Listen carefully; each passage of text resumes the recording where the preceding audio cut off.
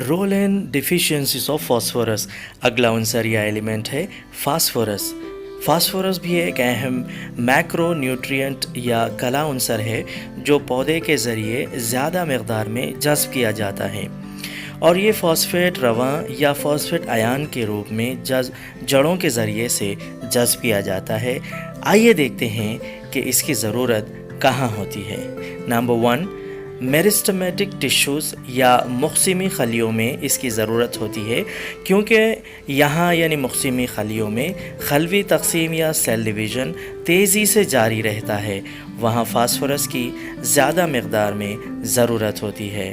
Number 2 ہے میٹابولیکلی active tissues میں، یعنی تحویلی طور پر فعال یا متحرک بافتوں میں فاسفورس کی زیادہ مقدار میں ضرورت ہوتی ہے. چلیے اب بات کرتے ہیں فاسفورس کے رول اینڈ فنکشنز کی. فاسفورس ایک اہم جز یا حصہ ہے پلازما جھلی کا. جیسا کہ آپ جانتے ہیں پلازما جھلی پروٹین اور فاسفولیپڈ سے بنی ہوتی ہے، یعنی فاسفورس لپڈ سے مل کر بند بناتا ہے.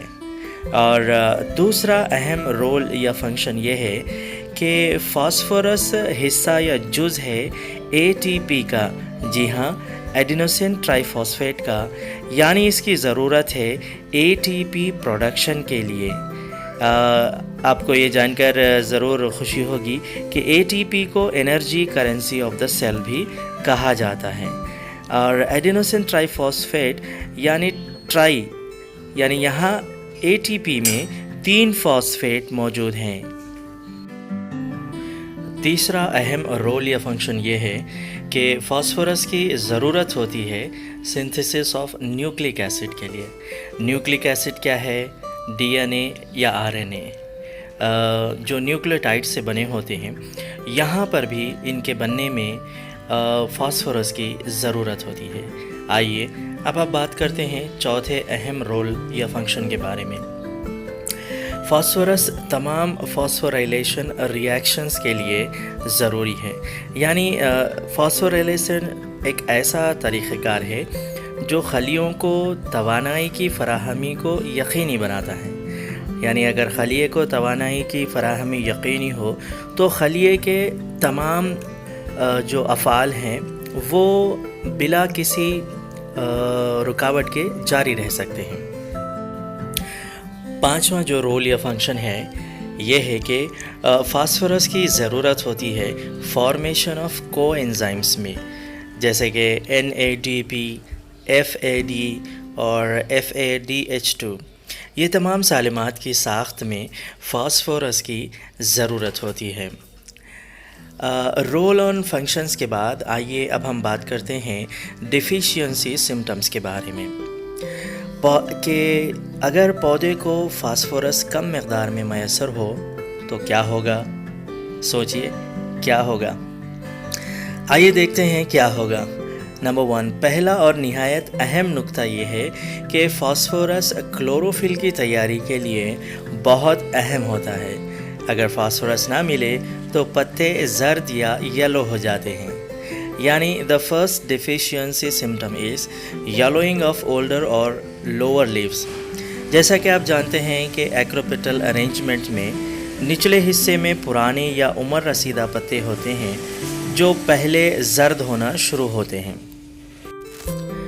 اور دوسرا فیل یا فنکشن یہ ہے کہ فاسفو کائنیز ایکٹیویٹی بڑھ جاتی ہے.